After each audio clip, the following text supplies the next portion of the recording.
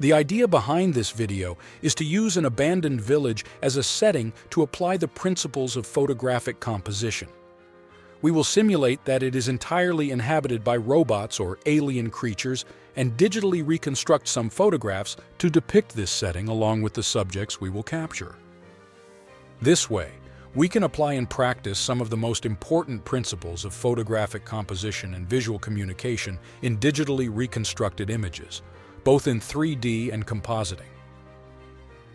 Each shot will begin with a real-world location and will be enhanced with digital characters while adhering to one or more photographic composition guidelines.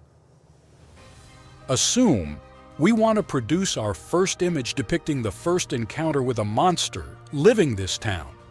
The first step is to avoid utilizing a standard perspective, such as that of an average-height person. To emphasize the robot's strength, the crucial guideline is to shift our perspective by lowering oneself and looking up from below. This emphasizes the alien's strength. Now consider another framing.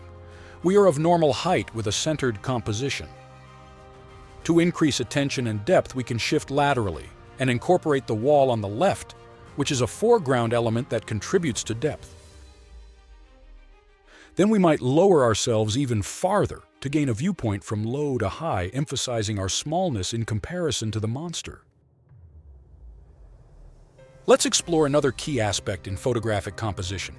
The tones in this shot are consistent, gray, and nearly identical, resulting in a low-contrast image. We introduce contrast by moving to the left and focusing on the white wall. Notice how the composition has gained energy and appeal as a result of the addition of a brighter and more contrasting component to the left side. This choice highlights the scene's contrast, making it more vibrant and engaging.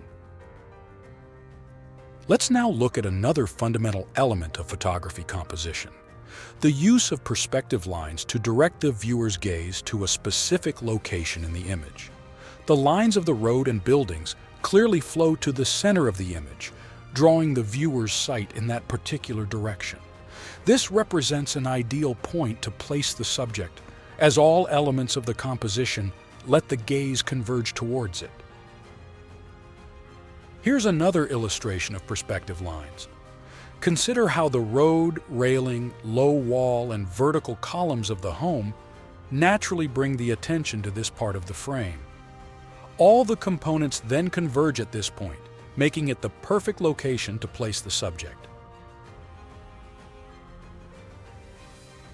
The use of color is also important in identifying the subject and drawing the viewer's attention to it. To bring attention to a subject in a setting with uniform and neutral hues, such as gray, use a color that dramatically contrasts with the background. So now let's talk about color composition. As we can see in this frame, there are a lot of green elements. Therefore, when adding a subject, we must choose the right hue. For a composition to be harmonious, color coordination rules must be followed. In this scenario, we have two options. The first includes the subject blending in with the environment rather than standing out. To produce a monochromatic composition, we will utilize a green hue that is somewhat different in tone and brightness from the others. The other opposing technique will be employed to draw attention to the subject. In this instance, magenta will be the suitable option because it is a color that complements the green components in the picture. Here's another example in which the predominant color is yellow. To generate a stronger contrast, we can use yellow's complementary color, blue. Let us now discuss another key aspect of photography composition that directs the viewer's attention to the main subject, the frame effect. In this layout, the plant form a natural framing. At the bottom, there is a little wall with a door.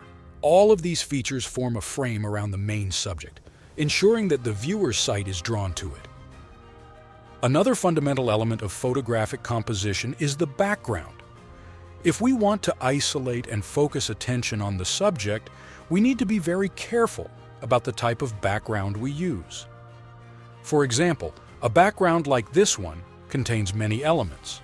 Therefore, we have a background rich in details that could distract from the main subject. It is different in the case of a uniform background. In this example, a background devoid of details will make the subject much more prominent in the rendering.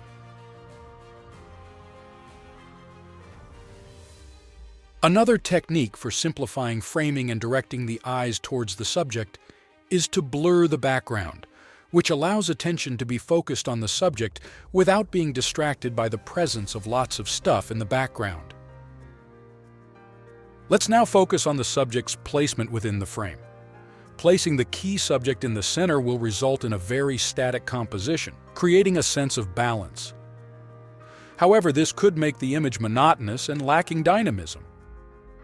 On the other hand, by positioning the subject to one side of the composition, we will create a more unbalanced image, making it dynamic and energetic. In this frame, we will see a series of elements put together. This is the initial frame. However, it doesn't communicate much. By tightening the frame, we isolate a uniform part of the background to position the subject more prominently. With a wide-open aperture, the background becomes blurred, achieving a greater isolation of the foreground. By exploiting the uniform background, we can create a strong contrast to emphasize the subject, for example, with an intense color. Another strategy is to vary the angle of the shot, thus creating a more interesting perspective. This variety of elements contributes to a dynamic and energetic composition, especially by positioning the subject on the left rather than in the center for a greater impact. And here we can observe a contrasting point of view compared to the previous ones, where we position ourselves higher than the subject. This perspective will be used to assert our superiority over the monster we are framing, thanks to the change in perspective that allows us to observe the subject from top to bottom.